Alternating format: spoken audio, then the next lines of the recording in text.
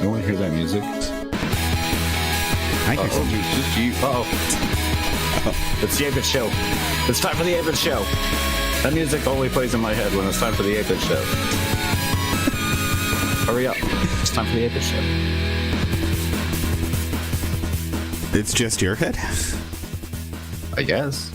That's what he just said. Hello. Welcome to the 8-Bit Show. I'm your host, Frankie1029. With me today are my lovely co-hosts, Two Littles, 505. Yep. Coffee and Corn Dogs. Present. And we're here to talk to you about games and nerdy things and what else? Anything else? Things. Stuff of interest. Or something. How you guys doing? Yeah. Fine. Pretty good, pretty good. Good. Living the dream? Yeah. I watched the trailer yesterday for the new Ready or Not movie. And that was fun. Looks like a fun movie. Yeah. That does look fun. I don't know if it was necessary. But I don't think it was, but I don't care. Watch it. Apparently, I mean, is anything necessary? it got the That's a most good point. views out of this. I think it's Lionsgate or something's putting it out. So it got like their most viewed trailer. Like, Oh. a little interesting. Yeah.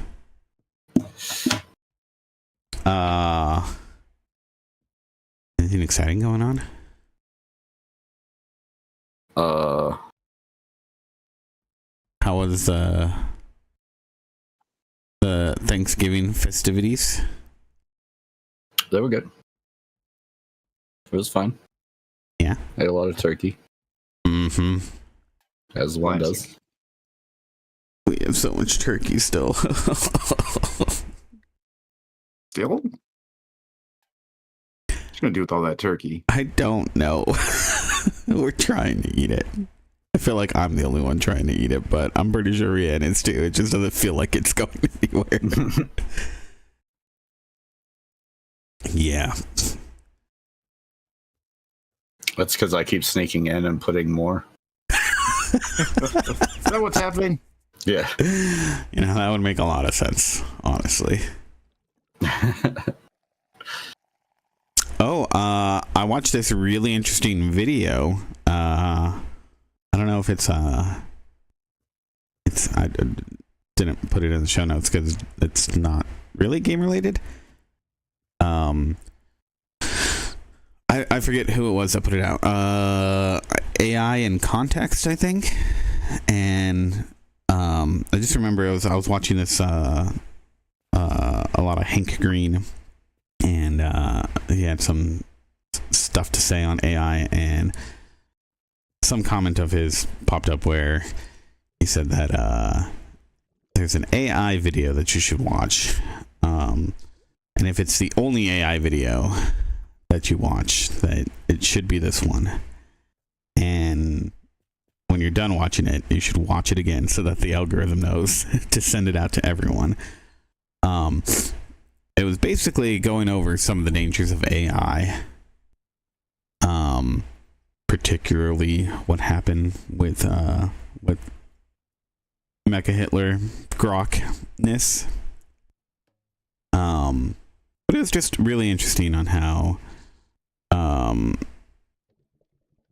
basically how AI is shaping the world and whatnot, and things that we should look out for, and how these companies don't seem to care, and they're just trotting ahead, even though even Elon Musk has said before that AI can be really dangerous and we need to be careful, and that doesn't seem to be what he's listening to. So Or any of them. There's just all in. oh yeah, no. Just what is it? I was reading. I didn't even put it in news, but Micron Micron's like now going to be selling like they want to drop like the consumer market and go for the people making data centers. Oh yeah, yep.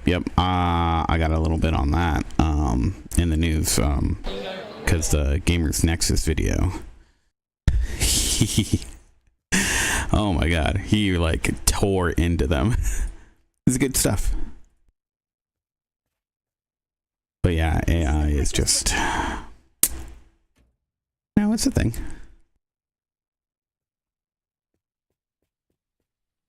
Yeah, it's a thing. It's a thing that unfortunately looks like it's here to stay. And so yeah, why is it staying in all like the worst ways?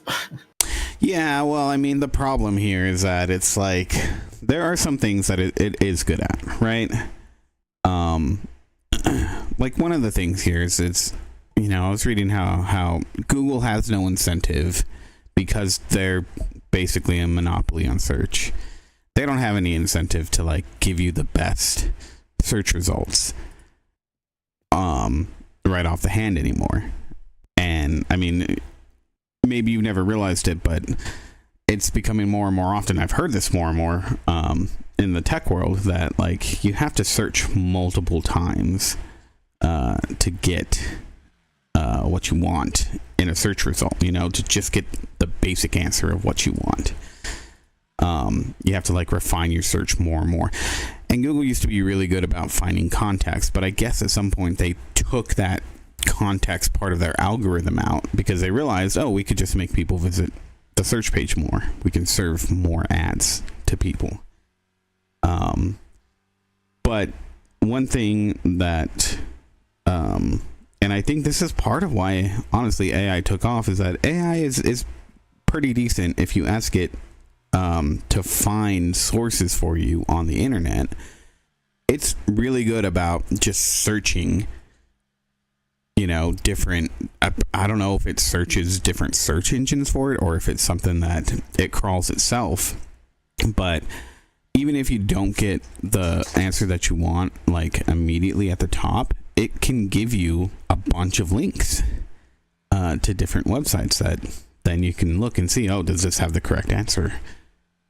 Like I think there's plenty of like useful things that AI could do, but like it just seems like all the companies are focused on all the like the shittiest, like at least for workers' rights things.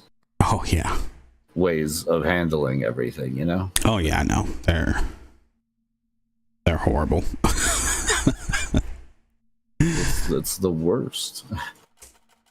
Well, and I was reading some comments too, how bosses are making their employees use AI more, like forcing them, like, you do this report, like you have to use AI for it now.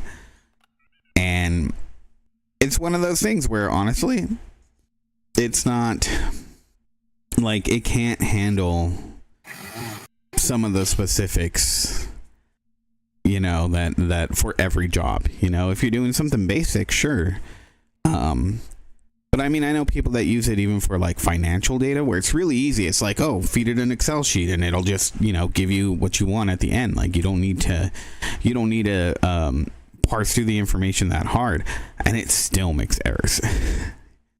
It's a hallucination problem that it continues to have, and it's one of those things where we're all beta testing this stuff. Everybody who's using it. Yeah. And like it's cool, but people who are forcing other people to rely on it, it's not the way to go. We're not there. No.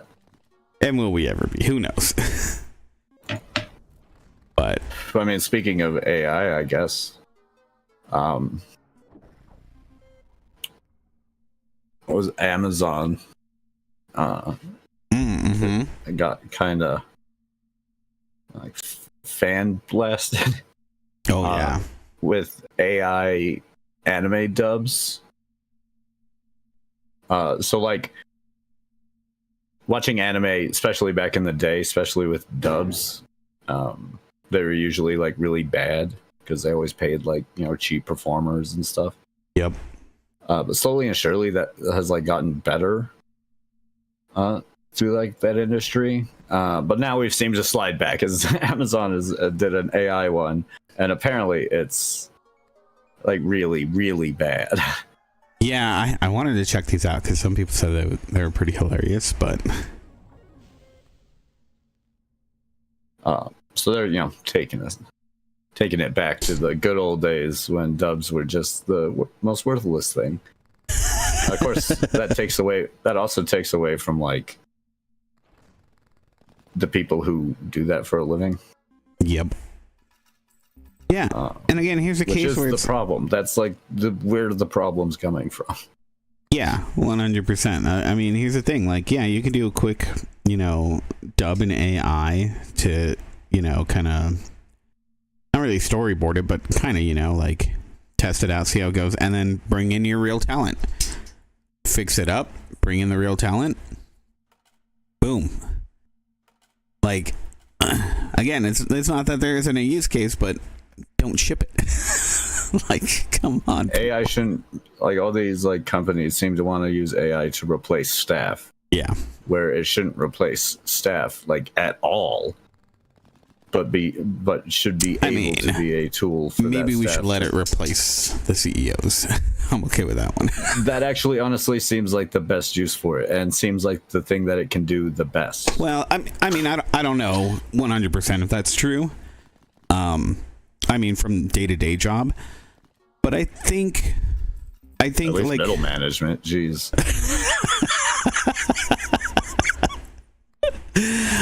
I think there is, like, it really depends on the company and the CEO, obviously, but I think the true value of CEO is being able to make some decisions that maybe aren't apparent, and I don't know if AI is like good enough to do that at this point.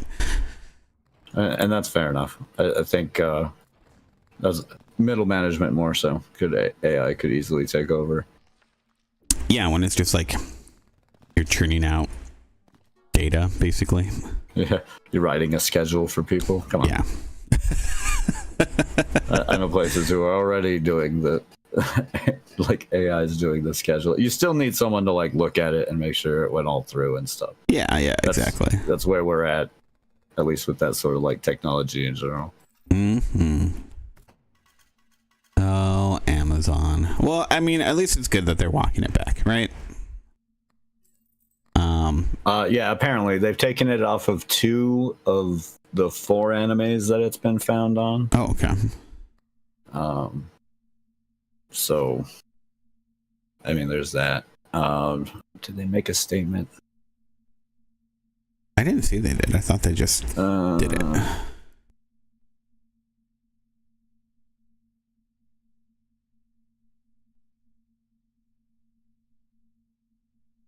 The Kadokawa, the distributor of one of the animes, says they didn't approve of AI dub in any form. Oh yeah, that's pretty bad too. Into it. Yeah, I feel like well, I don't know. It's like contracts are getting updated silently with all this AI stuff, you know? Yeah. No, it doesn't look like Amazon made any statements, but it is crazy. Like, Amazon's crazy. Yeah. Or, well, AI stuff is getting just kind of crazy. Yep. Like, it scares me is how quick the CEOs are jumping into this thing that's like, it's still so not as useful as I think they want it to be. Oh yeah. Nope, I shouldn't be doing that. And I guess we could go into the Gamers Nexus thing too right now. Might as well get all the AI stuff out of the way. Yeah, why not? AI moment. This is the AI segment, right? Yeah. So I mean, Gamers Nexus, they came out with this whole video on just exactly what's going on from Crucial, why they're focusing their attention away from the consumer market for their RAM. Because I mean, if you're not a PC builder, you might have not seen, but basically prices have skyrocketed like 200% in like the last few months, which is just absolutely crazy. If you have an older computer and you looking to upgrade RAM, you might be okay. DDR4 doesn't seem to be as bad, because I think it's old enough where those prices they're gonna stay stable, you know. Even though like it's definitely more expensive. Well, it used to be more expensive for the DDR4 RAM, but now with all these companies shifting their attention to AI, they're eating up all of that market, all of that product. So it's just basic supply and demand. But what's interesting is that Micron, they provide memory like for everything. Yeah. So it's going into stuff onto GPUs. It's going into stuff just, you know, on motherboards. You know, they provide chips for obviously for SSDs and whatnot. And not just, it's not just RAM for them. So prices are going to go up across everything as all of these companies are shifting their attention to making RAM for these companies who are just pouring it into AI infrastructure with no end in sight right now, honestly. The really shitty part about Micron, though, is that with their Crucial brand, they have offered relatively cheap RAM at a pretty decent performance. Like, it's a pretty good cost to performance and amount ratio, and that's just going away. So that's a real blow, I think. And here's the worst part about it all, though. As Gamers Nexus was saying, this is going to come to consoles. We're already hearing that Microsoft is going to be raising their prices on the Xbox again, almost like they want it to die. But fact of the matter is, they might just have to pay that much more for the RAM, and other memory, and so it's gonna hit cell phones. It's gonna hit almost anything that electronic. You know, he was even pointing out, like, if you get a fridge, you can't really buy a fridge these days. Like, you have to look hard if you don't want your fridge to be connected to the internet in some way, shape, or form. Like, yeah, you don't have to connect it to the internet, but it's gonna have that hardware inside of it. And yeah, that's just gonna make fridges, dishwashers, everything just more expensive. So yay for the AI tech bubble. Sure. Yeah, yay, I guess is the way that we could yay. Yeah. say that. But I mean, it's gotta end sometime. Who just knows when? But at this point, I just don't understand, because these companies they're borrowing so much money to get these things done. How are these other companies that are lending them the money, like, how are they not broke yet? They've shown that they're not making money off of AI yet.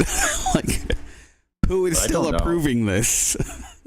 I really don't know how they're doing it. Like, they just keep spending massive amounts. Well, I guess I kind of do, because we also see them spending massive amounts of money and laying off a bunch of people. Right. For unrelated reasons. Yeah. It's getting ridiculous. Like I said, it should just be a tool. You shouldn't be laying off anybody. Nope. And it's It just should, and also, I don't also think it should be like a mandatory thing. If someone's not comfortable using the AI as a tool, then they shouldn't have to yeah. be forced to do so. No. I mean, I one of the things that I was talking about earlier, like, dude was like, yeah, sure, I'll fucking use it. I know it's not going to work, so here's your fucking report. That apparently spit out a bunch of garbage. You know, who knows if it's true? It's all anecdotal, but I sure hope to God that it is. But I have heard yeah, it's become like a big issue with like grading and stuff in like schools, even in colleges and stuff. well, I think what I've seen of some of those tools, it's pretty good. Because like all it does is it analyzes if it looks to be Oh no, their tools to counteract it seems to be like working as intended, because they still have like it still makes errors again. Grading there. Yeah, exactly. There's always supposed to be like you always have like a TA that's going over that stuff, right? But the tools are cool because like it just analyzes the patterns, you know, and like does this sound like AI? Yeah, because analyzes how it was typed. Yeah, it does that too, and whatnot. Because I mean, it's really funny if you look at AI because it's like trying to be pleasing. Like everything's always like the biggest and most important part of whatever you're feeding it. So it's always making everything sound amazing or bombastic or whatever. So, but yeah, I mean, I don't know. The frustrating part though for me with Micron and Crucial is that their statements that they put out, which God, I'd have to look it up, but they essentially said that like, yeah, consumers have supported us and they've been a big part of building this journey, and see you the fuck later. So, oh my gosh, fucking cool. Do I not have that article on here?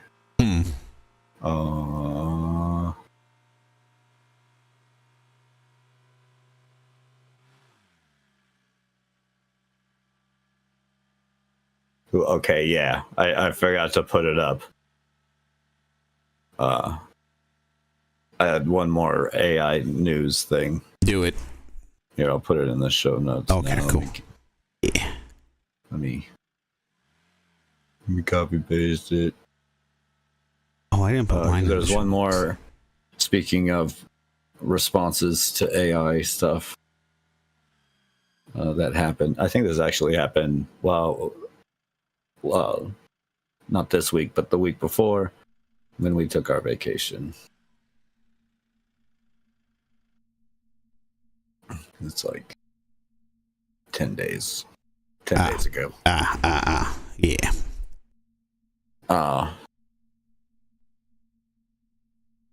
In a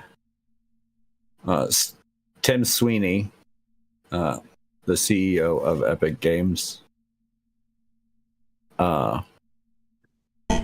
was discussing Steam's AI generated content disclosure that they've started mandating. And he had some interesting statements about that I found rather stupid. Tim. Yeah. Yeah. He said, and what would let me find the exact quote here. I've been trying to drag it out so that I can find it. Find it. Do it. Find it now. It was so utterly ridiculous. He's mad. He doesn't like the label, so he is arguing against it.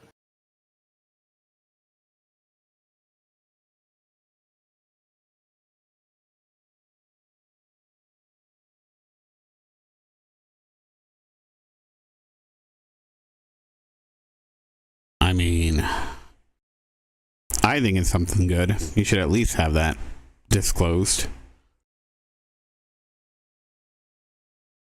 You know, if it was like AI could be more reliable or, you know, not impact creators, then, you know, if people used it responsibly, then we wouldn't need these fucking labels. But no, you can't trust anyone. This is why we can't have nice things.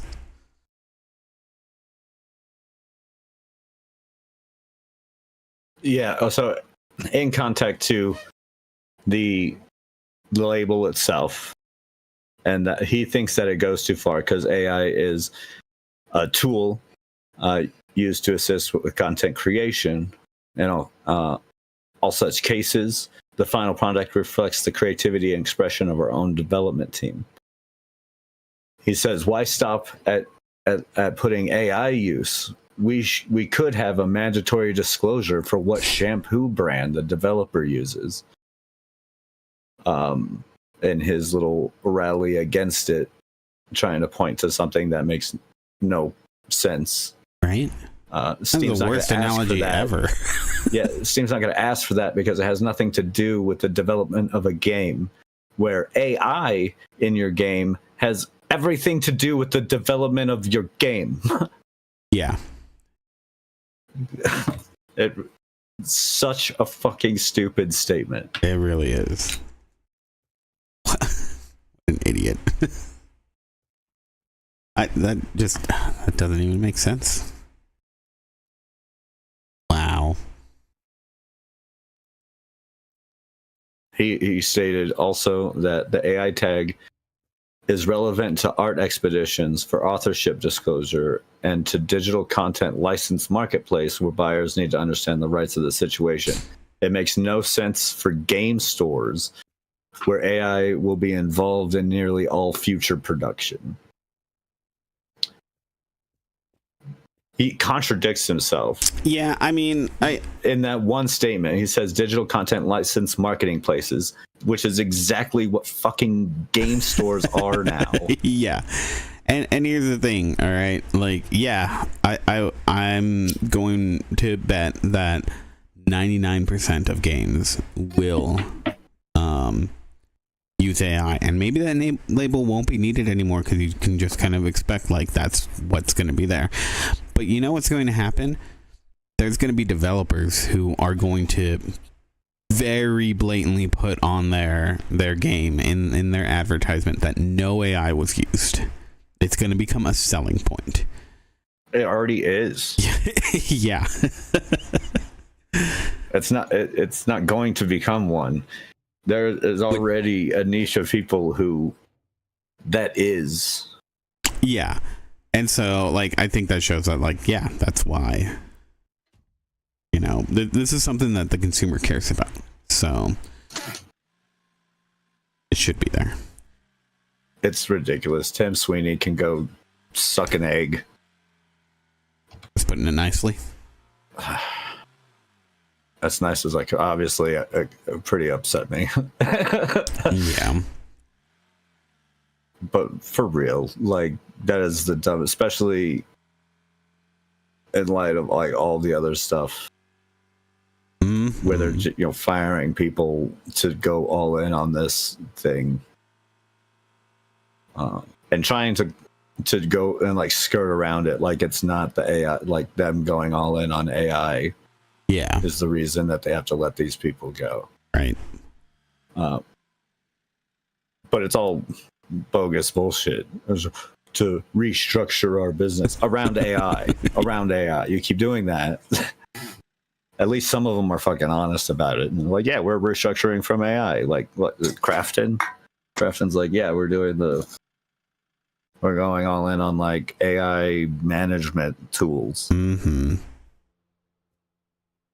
Okay, well, at least they're honest about what they're doing and open about what they're doing. Yeah. So you can choose to support it or not when it comes to your wallet, really. Yep. Unfortunately, it is just going to be everywhere. And yep, it's here to stay. So if we had better safety nets, I wouldn't even mind them taking all the jobs. If we didn't need to work to live, mm-hmm. that'd be cool. I could take over most of the jobs. That'd be fine. Well, Take enough over with the all AI. mindless jobs. Let's get into some other things. Okay. I only got a few more Yeah. articles here, but I wanted to mention Megabonk because we talked about it being They backed out. yeah, them backing out. But just a quick update on that is that the Game Awards decided to put them into like have them on the. I think they were already nominated before, but now they're like actually on the list of being in the Player's Voice Award. So yeah, so they're back into the Game Awards, which is cool for them. Sorry, go ahead. No, just go for it. So yeah, I mean, I like that there's still a place for them because I think they've, you know, I mean, I've watched you play the game. It looks really fun. I haven't played it myself, but it's clearly had such a big impact that I think it deserves to at least be somewhere within the Game Awards for sure. And yeah, developer seems really cool. So.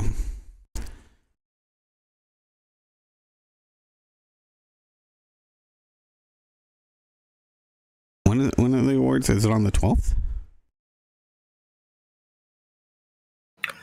It's I think so. Thursday, right? Is it this Thursday? I want to say it was a Thursday that it's going to be, which was weird to me, but, you know, you do you. I definitely won't watch it live either which way. I had a little update too for something we talked about last time. That wasn't quite out of my news bit, but Hytale got a release date, which is like January 12th or the 13th. Nice. It's not going to release on Steam first either. It's only going to be on their storefront for now. They do have plans to get it there. It's, you know, just not yet. Yeah. Okay. So that's cool. Yeah. If you're interested in Hytale, which I kind of am, I hope they succeed after getting it back. Yeah.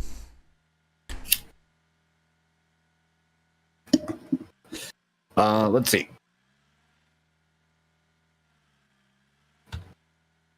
So we're done with AI stuff. We did all that. Okay. There's another big thing. Netflix is acquiring Warner Brothers. Oh yeah. This is also including its games division, which includes NetherRealms, Rocksteady. There's a few of them. Yeah. There's the whole. Damn it.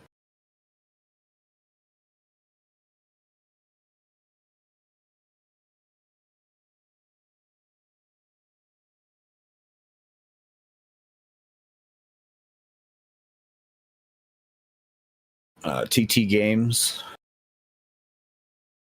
known for Lego Star Wars and Lego Batman games.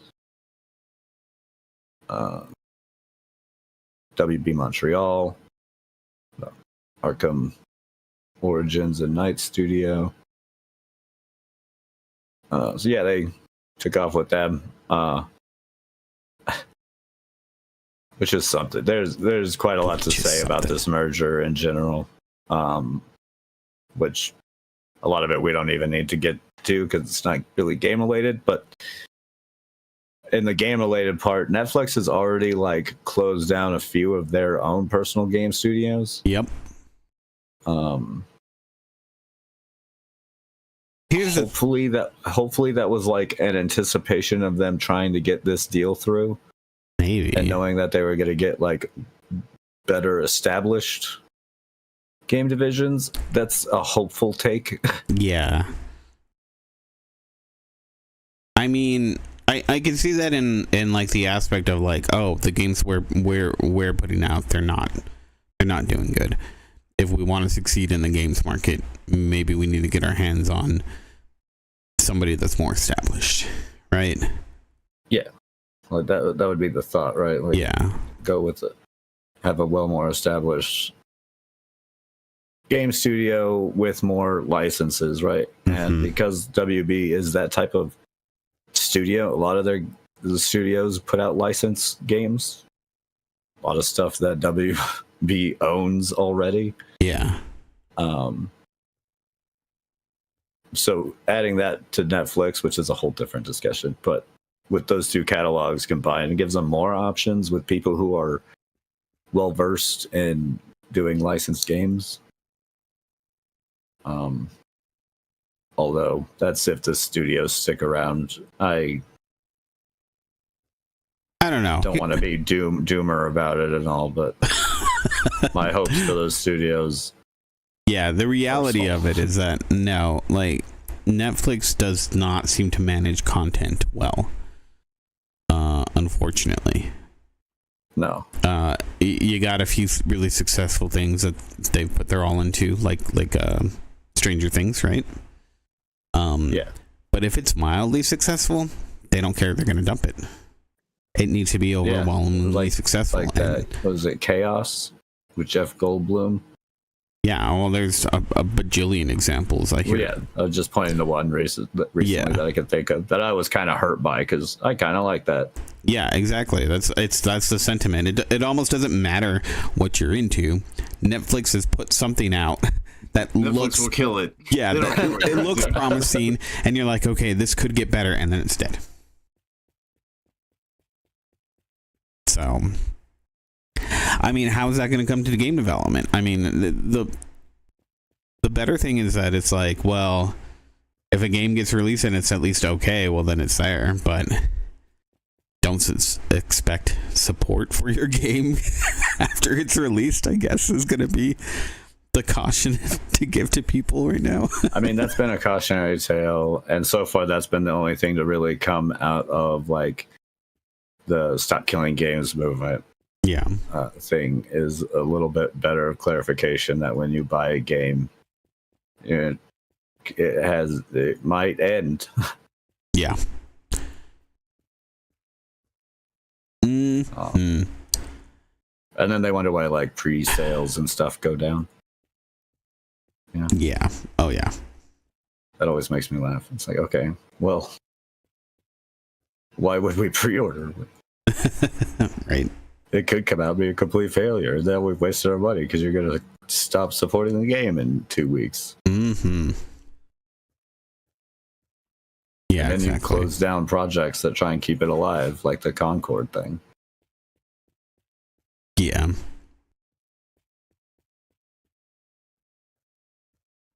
So weird. So now they're going to own HBO.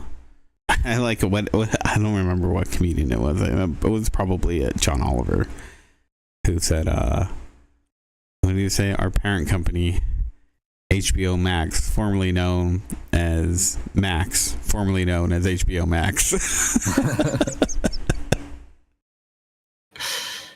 Yeah.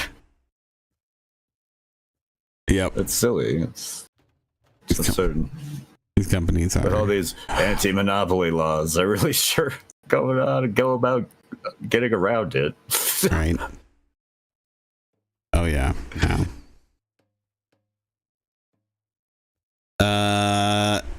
Next up, this is the last little bit that I got. A little interesting tidbit for those of you with a Switch 2.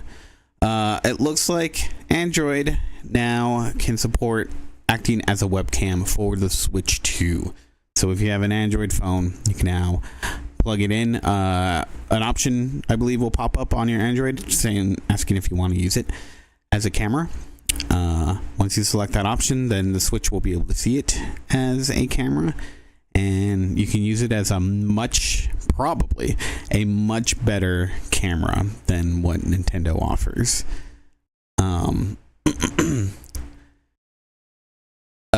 You will need to make sure you have the November update And I don't know, like, if there's a limit on how old your Pixel should be, or can be, to get this update. But I'm sure it's like probably like I have a Pixel 8. I haven't tried it out, so I'll give that a test. And let you guys know. But I bet you it probably goes back to like at least a 6. But yeah, if you wanna. And that should be really cool because there are some games that, like, you know, some features are going to require the camera, and buying a camera just to get some of those features seems a little ridiculous. So this will be a good way to kind of get around that. So yay, Android. Just a little tidbit, a little tip for you guys to use. That's cool. Let's see. I got one more, I guess a little bit bigger of a story. Which involves a game that's being removed from game stores, like right before its release. With a whole bunch of like controversy surrounding it. The game title is Horses. It's an indie horror title from Santa Regione. Regoni? I don't know how to pronounce that. Why I even tried. They've put out a whole bunch of games that are very artsy and storytelling. They're more storytelling. Mm-hmm. They've put out games. First one being Escape from the Aliens in Outer Space. Wheels of Aurelia. And a handful of other ones. They're all like storytelling games. This newest one is a horror game called Horses. In it, a horror it's kind horse of a farm. game. Yeah, it's kind of like a farming thing. You go to a farm, and you got to take care of animals, right? That's like the premise. When you get there, everything is like really off and stuff. And when you meet the horses, you kind of figure out why, as they're like naked humans with horse head masks permanently attached to them. There's a lot of commentary. There's a lot of stuff about it, but it got delisted from Steam, and then shortly before its release, also from Epic and Humble. Okay.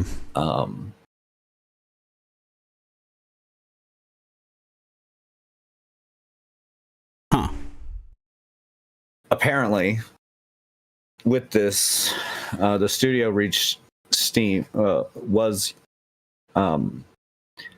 going through the process with Steam. Steam had a pretty early cut, and the studio told them that, hey, we understand that we are skirting a lot of lines, and we still want to make it on here. So we are willing to change anything that we need to make it compliant. Okay. And apparently it got shut down.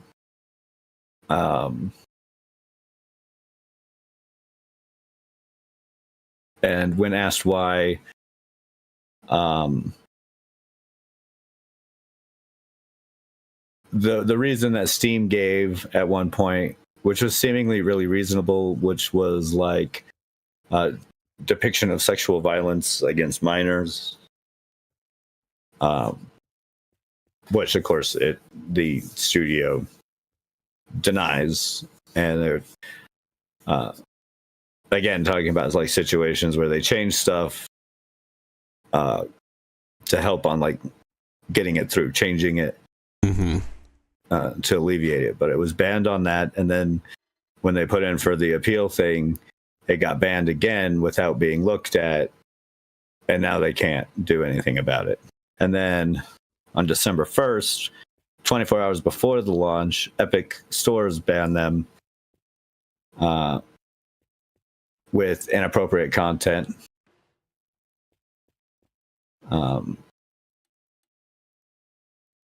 So it just seems to be getting taken down all over the place.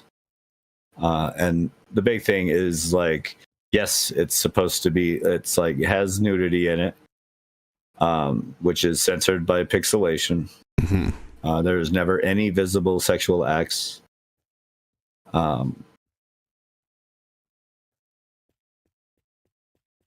There are, I guess there are 4 brief and censored sexual sequences. 2 of them happening mostly off camera. But this is supposed to be like just like a 4-hour little story game. Yeah. And they were willing, I think the big thing is that they were willing to change whatever they needed to get it through. But the fact that they weren't allowed to is basically just like killing this studio off, who was willing to do what it took. Yeah, I mean, this is the hard thing for sure, because it's like as a developer, especially in like the area of horror, like yeah, you're gonna be pushing those, you know, those limits. That's part because of horror. Is you're pushing the boundary, anyways. Yeah. Making people. The point is to make like that whole game. I haven't played it, obviously, but I did read a review about it from someone who took it, and all of it's you know, without trying to be prejudiced in any way. Mm-hmm. And apparently it's not mellower, but it is meant to make you uncomfortable, and there are like warning labels and stuff. Mm-hmm. The message is exploring is abuse. You know? Yeah. So it just comes to like this like, because it's a game, even though it's intended to be like an art piece, much like all of their other games that they've put out to date are. Well, I mean, here, like I was going to say, so these guidelines that these companies set out, if you're going to be pushing the limits of what that is, it means that your game's probably going to be in this fuzzy gray area. And yeah, people are also pointing out to how easy it is for like actually sexual games to go ahead and get approved and be on Steam, with even like controversial titles and stuff that get no problem getting through. But this one, who's pushing the boundaries, willing to adapt and make the changes needed so that it can be within the guidelines, gets pushed out and driven away instantly. Yeah.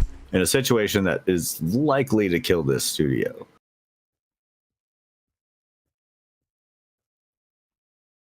Yeah. I don't know. So I think it's weird, especially when you have. You said it wasn't on Humble. At the bottom of that article, it is saying that it is still on the Humble store. I don't know. I can't remember if that's exactly what you said or what, but I think it's on itch.io, Good Old Games, and the Humble store. So if you want to check it out, you still can.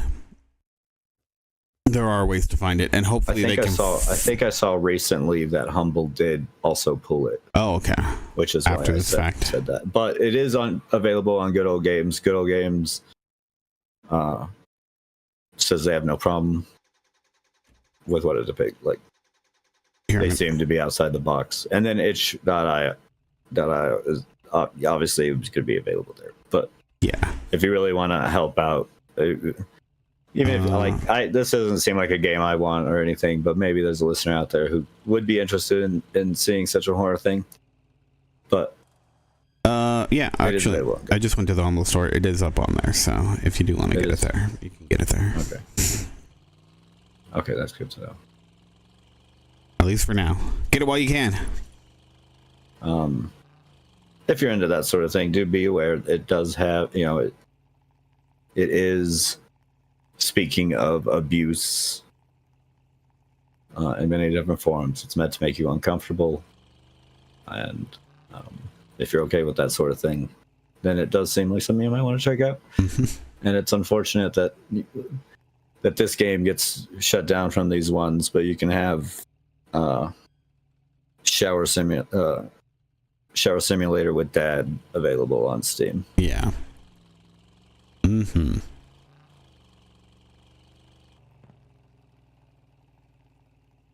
So, yeah, that's my opinion. Yeah. I got I nothing else. also have opinion that it's art. That games are art, and some art pushes those boundaries. Oh yeah. That's what happens.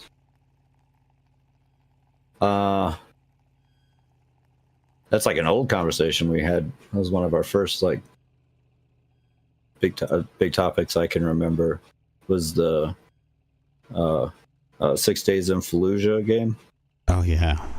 that kept getting shut down and stuff. That was like right as we were starting our podcast, and I remember being upset with that. Yep. Being like, just let these soldiers tell their story. What the fuck? Right. Yeah, I only got a couple other little bits. Everything else is fairly small. I read this morning that Tom Morello, in case you don't know who that is, he's the guitarist for Rage Against the Machine. And he's awesome. He is worked on a song that's going to be put into Final Fantasy XIV, its latest raid tier. This after the game's composer, after it was revealed that the game's composer was a huge fan against Rage. That's cool. With Against Rage. So they worked. Tom Morello put it up on his Twitter. A little sneak peek at it. And he worked with the band Beartooth, which is another band I really like. I've never heard of them. I've been a fan of them for a while now too, so that's pretty cool. They worked together to create a song for the new game. I thought that was cool. That is cool. Approved. Helldivers has a beta up currently where it cuts its install size from 154 gigabytes to 23 gigabytes, apparently without reducing optimization. Actually seems it would be better for that. But it's currently in beta right now. That's a huge amount of optimization there. That's a big amount of optimization. I'm glad to see it. We need to see more of that with other games. Right. So that's cool. With it in beta, probably around the corner with an update from them. And last but not least, in sad, tragic news,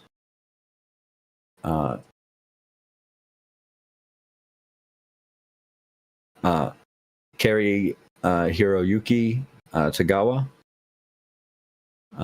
who's best known for playing Shang Tsung. Best known to our generation as playing Shang Tsung. To everyone. Why isn't that? It's the best Mortal Kombat movie ever. Is that still not being shown to people? No, I mean, like, he's known for other things, so. He has been in a lot of things. A lot of things. The guy's known for more than 140 film and television shows, going back to 1986 in Big Trouble in Little China. All kinds. He appeared in an episode of MacGyver. He was also... Yeah, and I hear he was pretty critically acclaimed for his role in Man in the High Castle, which I still haven't seen. I need to watch that. Man in the High Castle? Yeah. Right, that's the name of it? Yeah. Where he guest starred in it. Yeah. I guess he had a guest star appearance in NCIS. The guy's been in all kinds of stuff. Oh yeah. But I will forever remember him as Shang Tsung. Me too. It has begun. So awesome. It's a tragedy. He was 75 when he passed. Nothing too big. I mean, he died of a stroke, apparently. Complications from a stroke. Mm-hmm. So I'll be missed. Yeah, and he did the voice in some of the games too, right? Yeah. He did a number of roles for games too.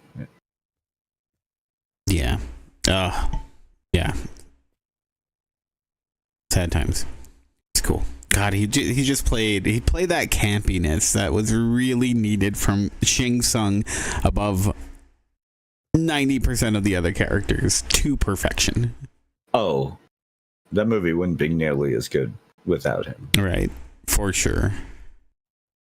His facial contortions, his mean mugging, his expressions the whole time really show what a bad guy he really is. I love it. Yep, he'll be missed. That's such a good Mortal Kombat movie. We'll never get that good of a combat movie again. No. Well, we'll see. We'll see with this new one. The new one, or the newest, the last one was okay. It was like okay. Yeah, I mean, I liked it. I'm interested enough to see the new one. What was it? I saw on Twitter the chick who played Sonya from the original movie. She was like, I started following her on Twitter because she started posting a bunch of like Mortal Kombat stuff. And she posted a whole bunch of pictures of her from like the set, and then her in the games. She also did the character model for the Mortal Kombat. She was the character model for her. In the game before she was in the movie. I thought it was pretty cool. Yeah, that is cool. But she showed some pictures. She was like, I was really embarrassed by a few of these pictures back in the day. I thought they were inappropriate. I did not like them. Ones of like her high kick, and it's just straight like crotch shot. Yeah. But she's pretty funny. Turns out, she's pretty hilarious. But that's it. That's all I got for news. Rest in peace, Carrie. All right. Let's go on to what you've been playing. Not everyone at once now. I mean, I went first last week, probably. Probably. Fine. I'll go first. Okay. How about that? Okay, you can go first. You guys always arguing with me, telling me that I don't ever go first. I was about to go first, so. Yeah, you're gonna steal it again, and that way you could be all. So you don't go first. Oh, so once again, I don't get to go first. God damn it! I'd like to go first for a change. I hate you. I hate you all. Screw you. I'm going home. Oh wait, I am home. Okay. Well, anyways, I've played games, done some things. I guess. Okay. Sounds believable. Yeah, I believe you so far. Oh, sure. Well, I've been playing the game Sulfur. Which is still in early access and stuff, but they had like a few. Haven't played that game in a little while, and they had a few updates, so I decided to go back and check it out. They also added achievements. So, achievements. Yeah. I've heard of them. Yeah. That's pretty fun. It's a pretty fun game. Let's see what else. What else?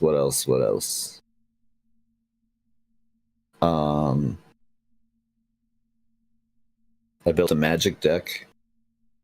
I built my first commander deck. Yeah. Not my first magic deck ever, but my first commander one. Yeah, the last cards I need will be here some point this week. So that's exciting. Yeah. I'm currently playing this Clover Pit game. I still haven't checked that out. How is it? It's all right. It works great for this because I mean, there's nothing really going on except for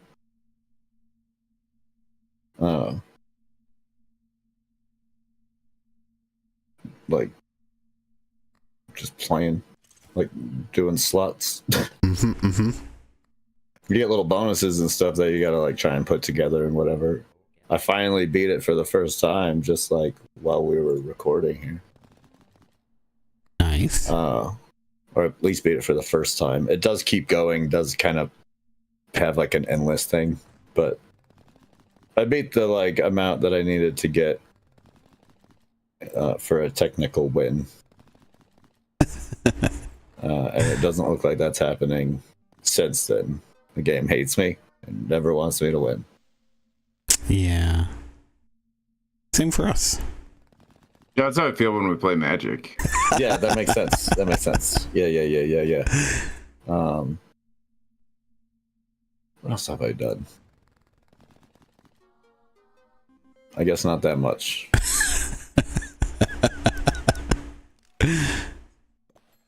I listened to the new Wandering In book that just came out. Book 17. Okay. Maybe? I have to check that real quick. I don't want to give the wrong information. But it was really good. Of course, I like that series. I think all the books have been pretty good.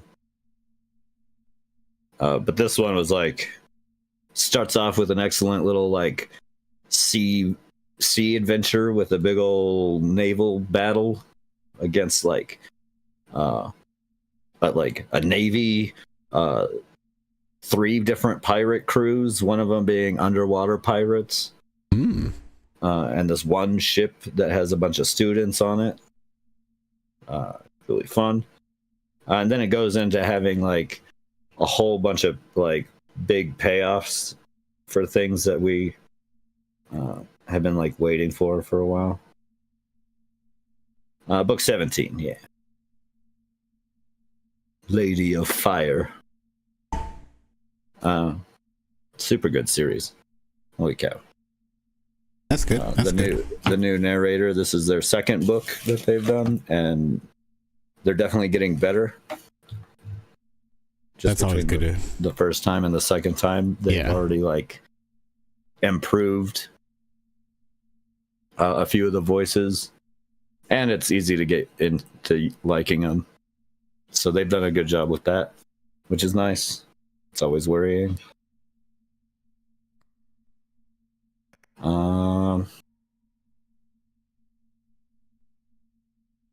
I guess that's about it. Okay, not too bad. Yeah, focusing on looking at Magic cards most of the week. I blame Andrew. How's that my fault? I think it's all of y'all's fault. If anything, we know how you feel about it, Frankie. Yeah, who did start this path? Zoe actually started the Zoe's fault. Stuff. Okay. It was. Let it be known here. 'Tis Zoe's fault. I started getting Christian a little bit back into Magic a couple of years ago, and I got the Fallout stuff, but that was just the Fallout stuff. It wasn't anything crazy. Yeah, and then, well, you can blame Magic because Magic did the Final Fantasy crossover, and so that's true. Zoe, being Zoe, of course, yep, did the nerd girl thing and bought all of it. Yeah, it was Zoe. And then Rianne got sold on the Lord of the Rings stuff, which, makes sense. Yep. And then we joined them so they didn't have to, go to game stores. Ugh. Imagine. Right. Going to a game store to play Magic. No, thank I you. mean, I'm a little bit more comfortable doing it, but I'm also not a woman. Yeah. I'm more comfortable doing it too, but for the same reason. Yep. Easy for me.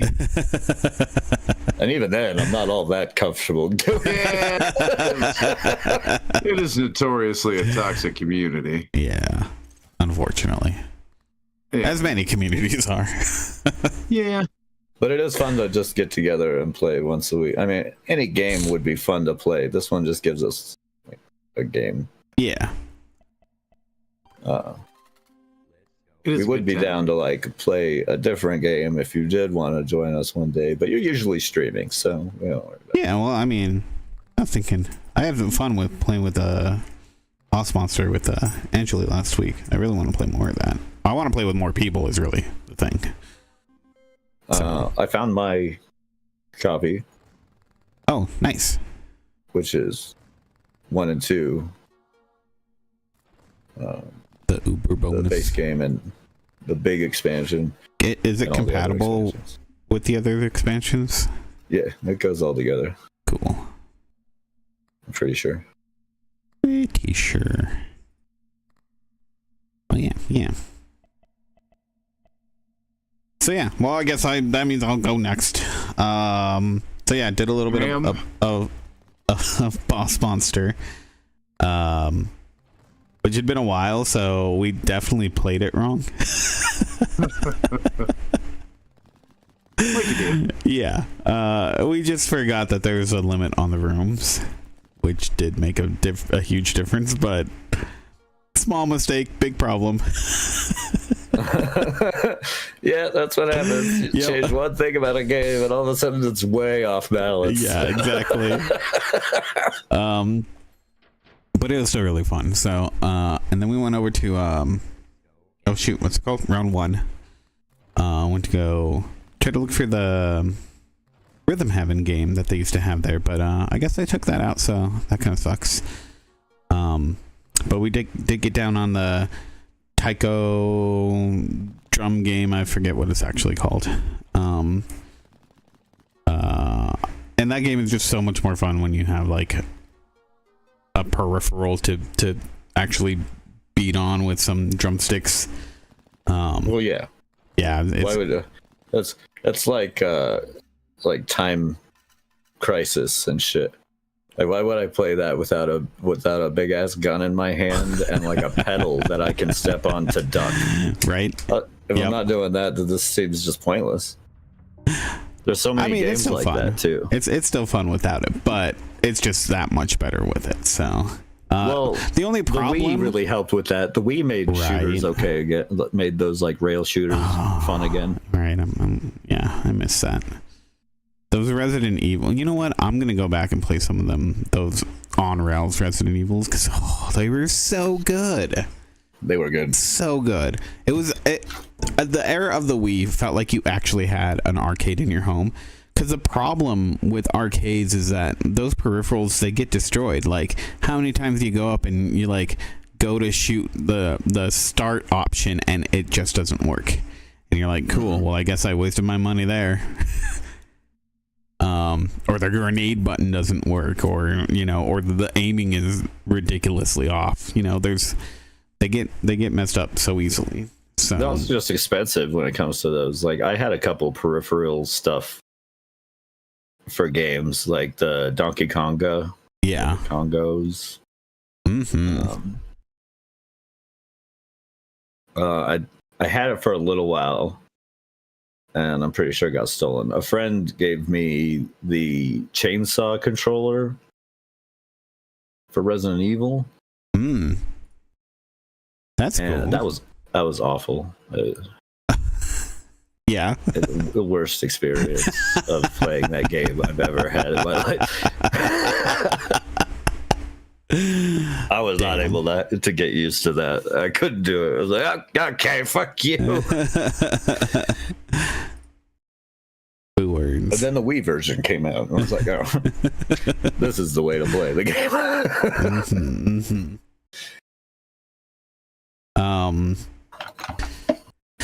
What else? Game wise, unfortunately, I didn't do much other than Marvel Rivals. This is such a good season. I'm having so much fun. There's a lot of people who have been saying that there's a new gotcha thing going around, because it's like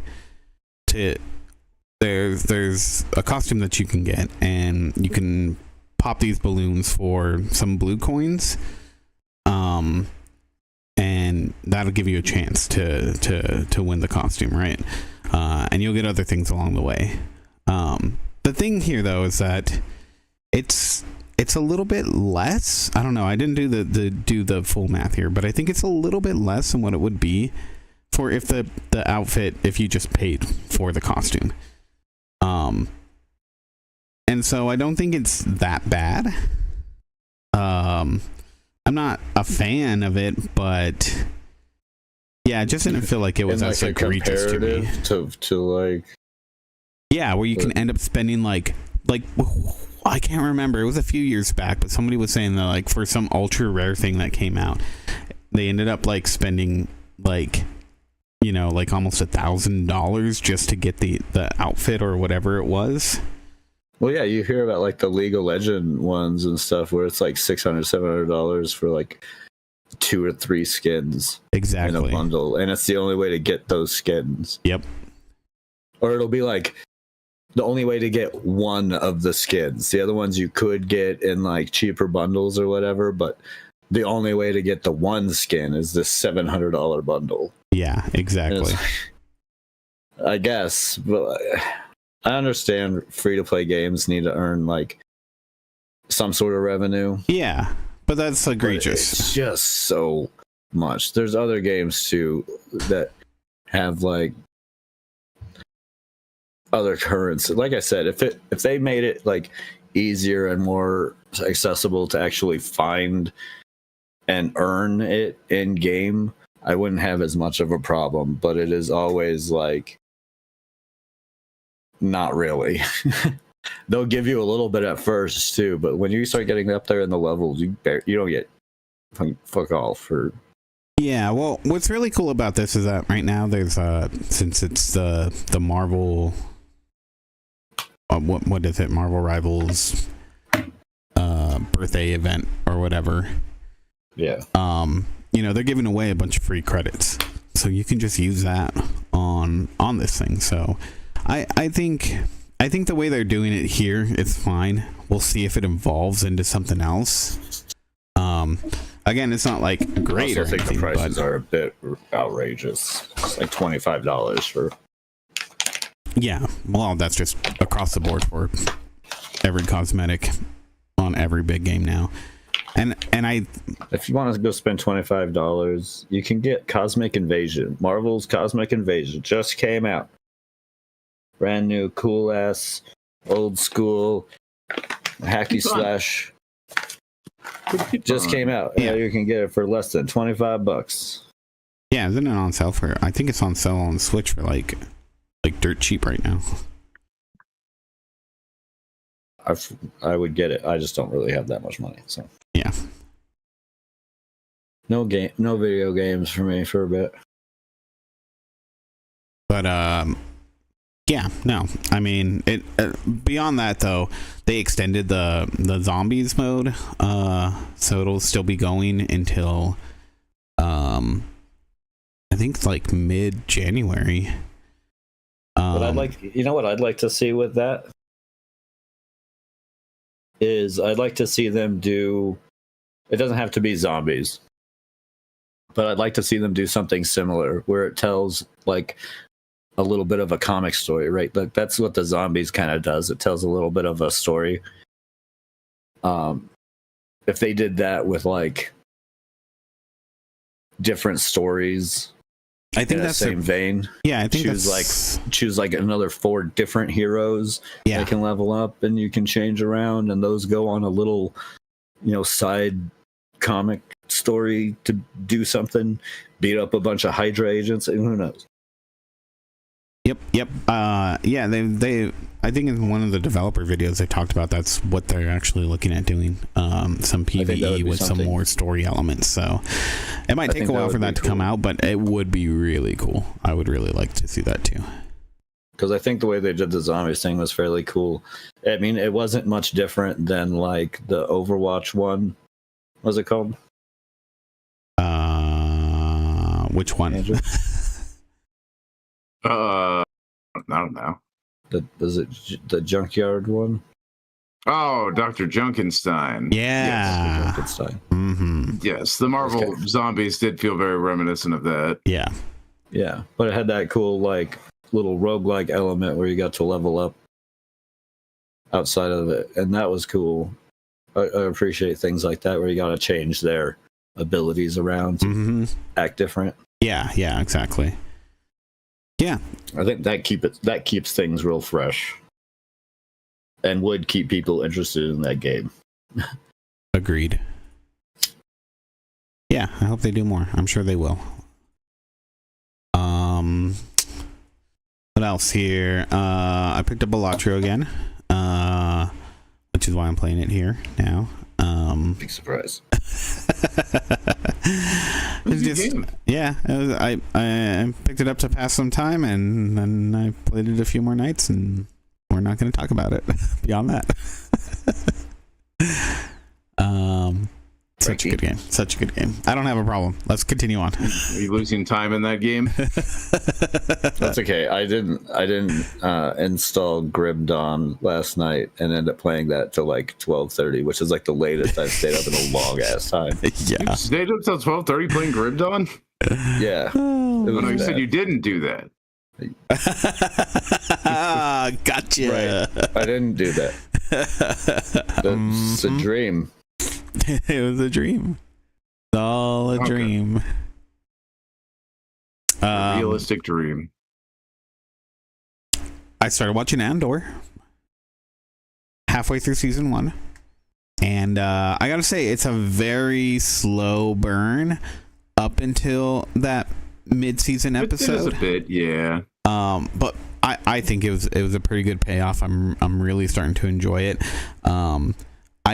Takes a little while to get to the it felt like all the Imperial like political shit I really did not care about, but I feel like it might start to pay off. It just feels that was like the storyline that I was the least interested in. Yeah, fair enough. But yeah, this one's a lot more. It's a lot more focused on, but like the interesting storyline is just Andor getting radicalized, basically. Yeah. Going from like I don't really care about the Imperials to just be like, oh, these guys actually do need to be stopped. Yeah. What was really cool though for me, what's her name, Mon Mothma, right? Seeing seeing like where she comes from, and the shit that she's in, and her shitty husband and kid. You know, you feel bad for her when you first see her in the original Star Wars, because you're like, oh yeah, it sounds like you lost a lot of people. That really sucks. I'm sorry, ma'am. Let's go, Rebels. Then to find out, like, yeah, she did. She had it way hard. Despite being rich or whatever, like, that's got to be a different kind of difficulty, right? Trying to do the right thing when you actually have the means to change something, and having everyone, including your own family, keep you down in that aspect.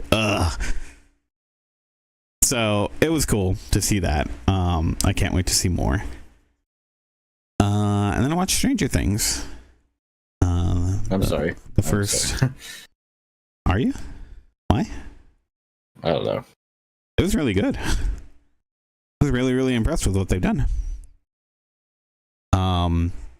It's nice to see that Netflix is at least going to finish a story. And yeah, I feel like there's a lot that they still have to do to make it worthwhile. But I think it's definitely headed in that direction. So yeah, I feel like it's going to be a really good payoff. I won't bother. You know, for people who get mad about watching a season while it's coming out, you okay watching that one? What do you mean? It's in like 2 parts. Yeah, but the first part dropped, so we watched it all. The rest of it won't be out until like... And I don't get mad at that. I'm saying you got your own choice. The beauty is having the choice. No, I mean, what's the first half of Rianne. You don't what's the first half care. of the 2-part Daredevil thing? Yeah. I don't care about watching a show weekly. I'm fine with it. Yeah, you're the one that cares about watching it, binging it. Yeah. I think it keeps the show alive longer, just in people's minds when you get to watch it week to week, and you can talk about what's going to happen. Yeah, I think that's fair.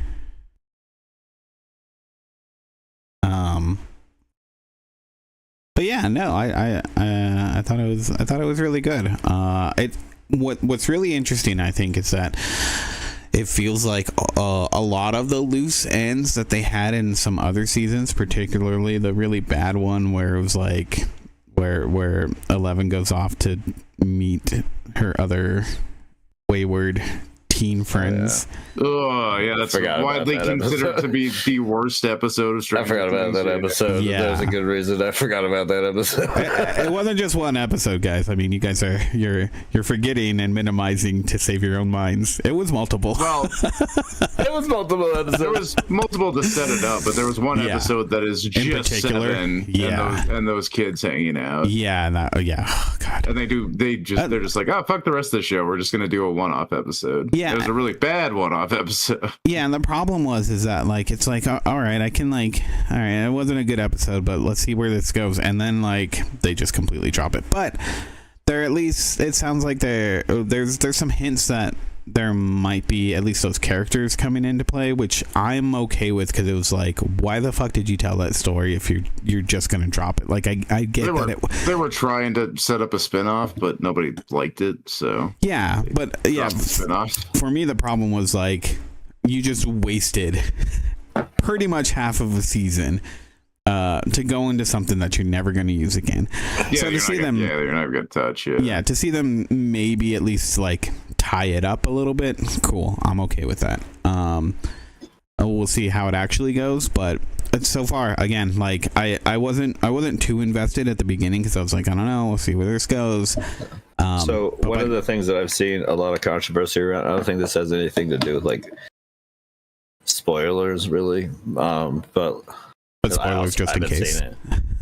I haven't seen it, but there's been a lot of like arguments on whether or not Eddie died. And like this was like before the season dropped, right? There was a whole bunch of that. Of like people really wanted him. Obviously, people really want him back because he was great. Yeah.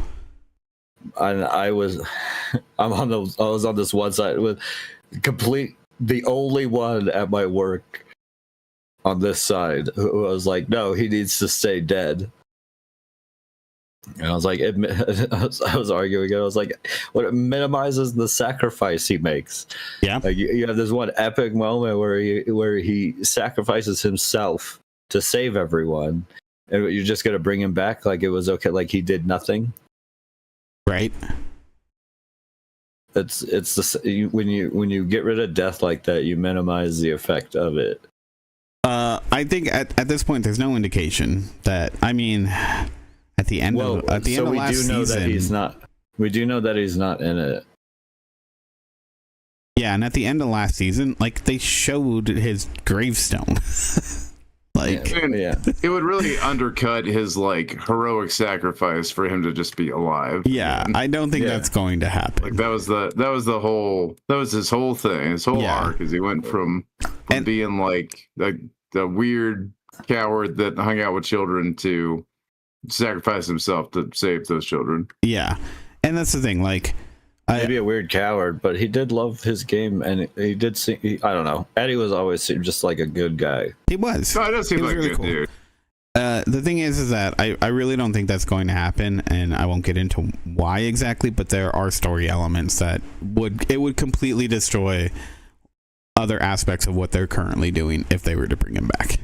So I don't see that would be a thing that's going to happen. We do know that he doesn't return because the actor did not return for any filming that you know of. Were you there? Well, I guess they could be lying. I guess they could be just lying. Yeah, like I don't know. Nobody's ever lied to me before, so pretty difficult to lie about. I just don't see why they like necessarily would. I mean, it's not the first time that they've killed off like characters. Yeah, no, for good. I don't know what. I mean, I get it that he was a cool character, but like he's my favorite character. He was the only thing that kept me interested in that last season. But yeah, I don't know. Weird. People are weird. People are strange. When you're a stranger. People are Stranger Things. Ah. I'll go with the Stranger Things theme. So if I remember, I'll put that in post. 80 cents. But yeah, I think that about does it for me. We'll say yes, because I can't think of anything. So yes. Yes, please. All right.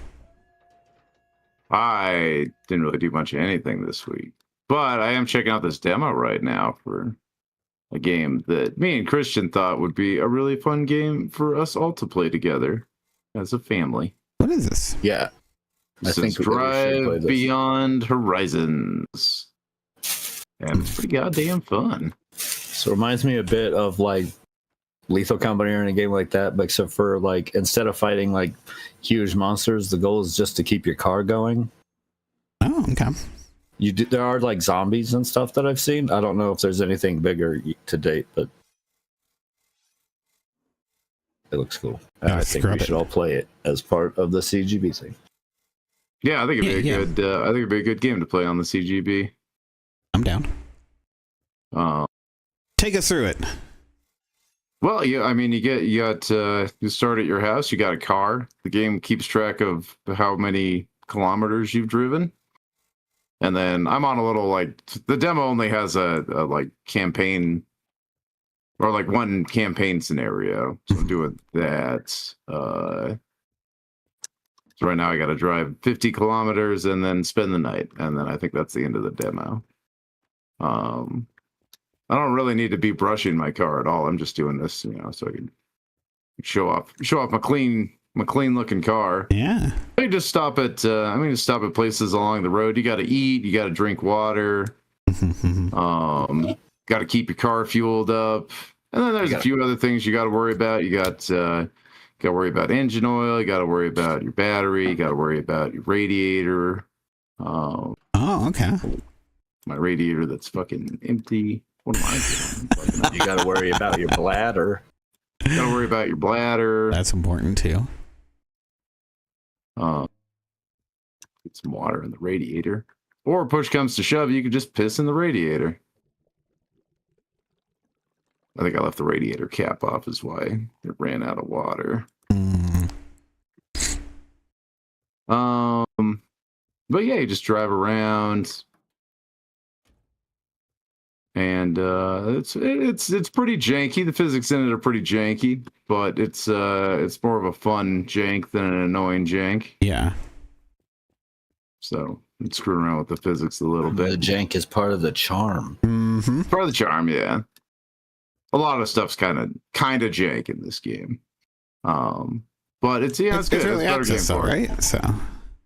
What can you expect? Is it still in early access? I'm not even sure it's still in early let's access. see. Yeah, early access game.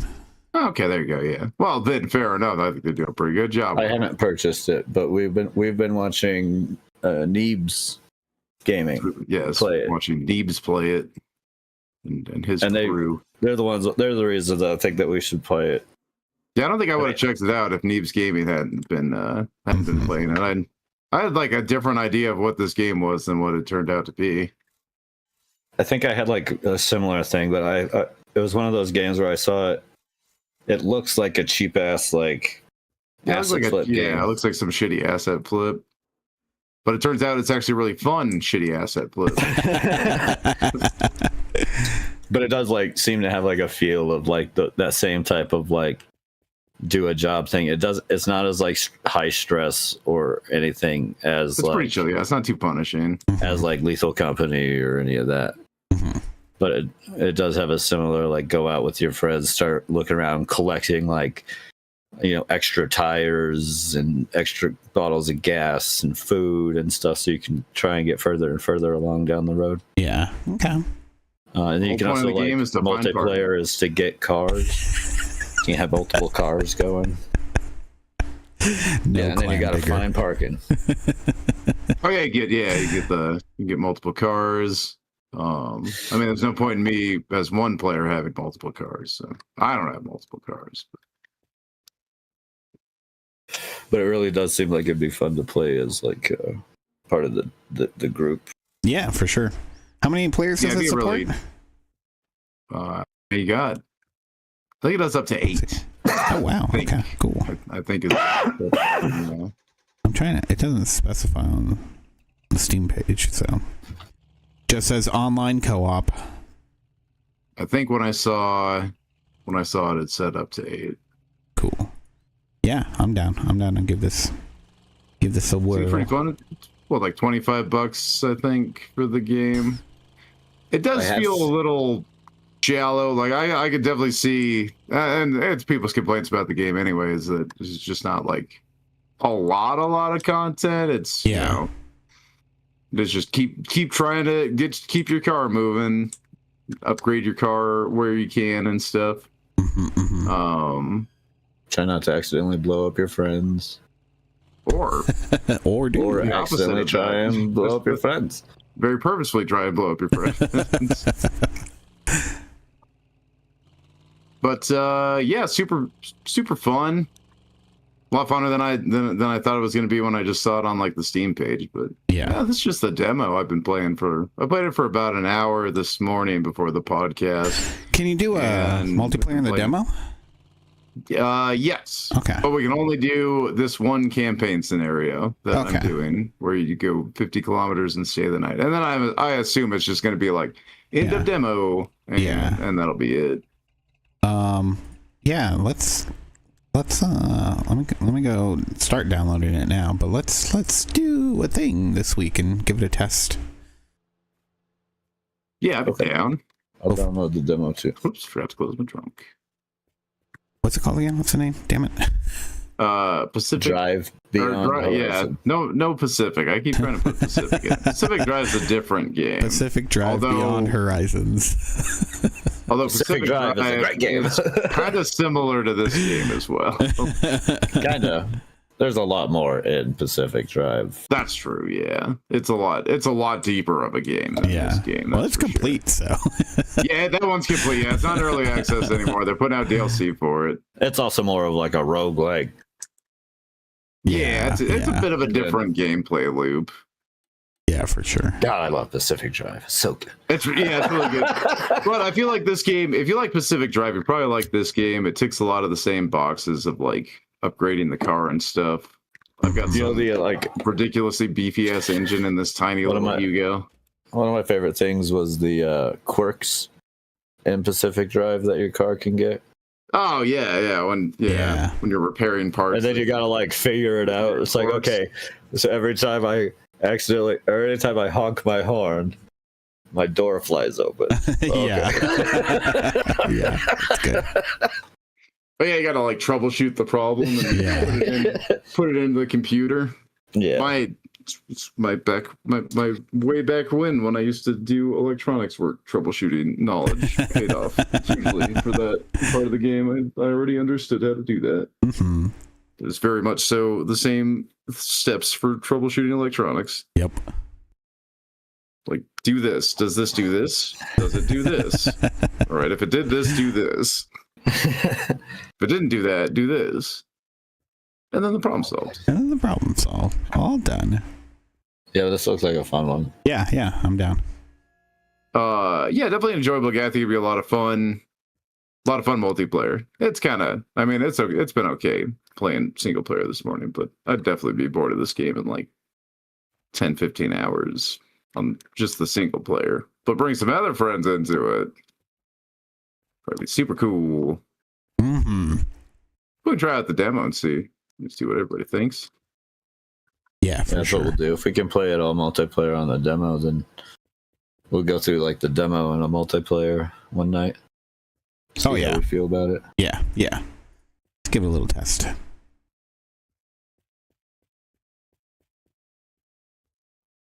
Cool. I think that's about. I don't really have much else that I've done this week, really, at all. Worked. There was some new DLC. I did play that a little bit yesterday. There's some new DLC for Total War Warhammer came out.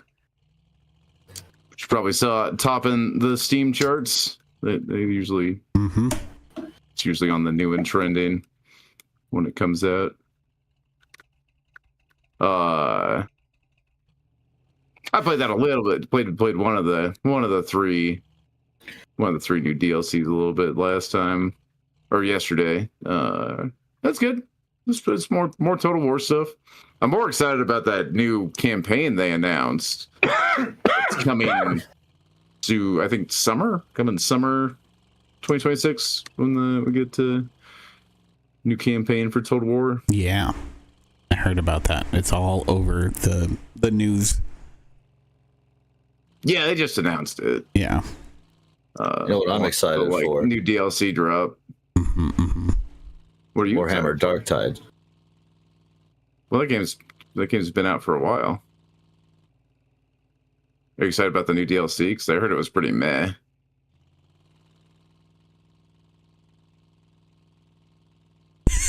No response. Can you hear me? No, what was the other one? Maybe I have the wrong. Darktide's the Alcat, the new Alcat one. I forget what the new one was. I thought it was Dark something. It might be, but it's not Darktide because that one's already a game. You're a game. Your game. Fuck.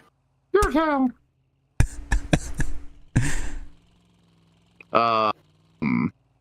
Although Darktide did have some new DLC, and I think they're having Dark Heresy. Dark Heresy, that's what it's called. Darktide is having a free weekend this weekend. I saw Tyler and Jared have been checking out that game. Darktide's fun. Darktide's a lot of fun. It is fun. I like that game. I haven't played it because I haven't been able to get the class that came out, and I want to play the new class. So there's a new class. There's also another new class. Yeah, that just came out. The Hive Scum class, which looked kind of cool. I heard they weren't very good though, so it was a little disappointing. So I like Hive Scum a lot, just thematically, and they definitely make sense in Darktide, but I guess they're just okay. You can dual wield weapons though. That's kind of cool. Hell yeah. Anyways, I think that's it. Yeah. Nothing else? No. I started the 4th book in the Stormlight Archives series. Mm. I did that. That's what another thing I accomplished. I finished the 3rd book, so. Well, I hope you finish the 3rd book. Getting there. I did. Since you started the 4th one, you're just. No, I was just getting tired of the 3rd one. Maybe tired of the 4th one. Really started dragging on. Really like this series, but this one, just skip forward a little bit. Yeah. Good so far? Yeah. How far in are you? I just started. I'm just like a couple of chapters into the new one. It is good. They did a bit of a time jump between the 3rd and 4th book. The 3rd book had like a lot of shit pop off at the end of the 3rd book, which kind of makes sense for that's pretty standard pacing for epic fantasies like what I'm reading. Yeah. So the 3rd book's your big like popping off point. So now there's just now they're kind of like resetting a little bit for the pacing and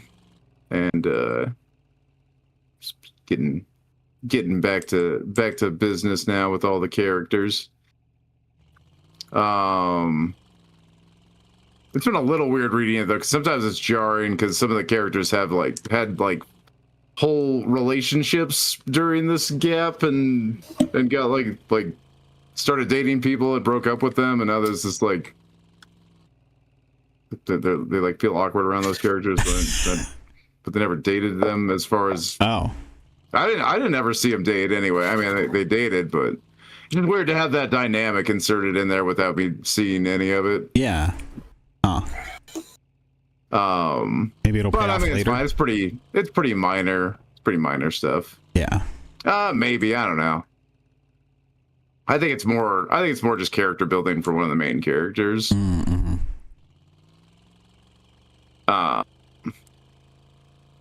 But I enjoy it. It's an enjoyable series. I've been liking it quite a bit. Really good world building. Brandon Sanderson does that right. But other than that, I haven't watched like anything. Mm-hmm. Unless you count like YouTube videos. Watch a lot of those. Yeah, same here. That never ends. I'm still working on this Night in the Woods video. I have to rewrite some parts, like completely. Uh-oh. Yeah. So we'll see. I just wish I had more time. There was time now. All right. Well, shall we call it there? Sure. I guess we shall. We shall. What are we gonna call it? We'll call it a show. I know, unusual. So thank you everyone for joining us. It's been a pleasure as always. You catch us to YouTube, the Twitch, over on our website, classicgamerbrain.com. And you can join us on our Discord, which you can find at discord.classicgamerbrain.com. You can join in the conversation, discuss the things, leave us your question, comments, concerns, and we'll answer them on the next show. Share stuff with us. Yeah. And you can share articles with us too. Yeah, you no, definitely. Even read them. Maybe. We'll see. I probably would. Oh, I definitely would. But you never know. I might, but you know, that mystery is there. That's to be seen. That it? That's all I say? Typically? Yeah. Thank you, Coffee, for joining us. Well, thank you for having me. Thank you, Two Littles, for joining in.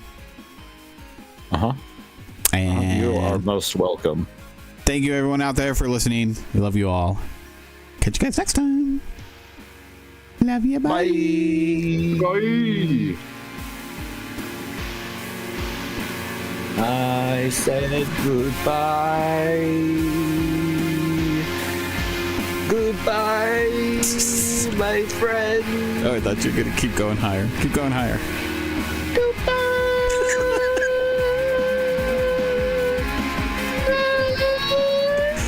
Yeah, nobody wants to hear that. We're done.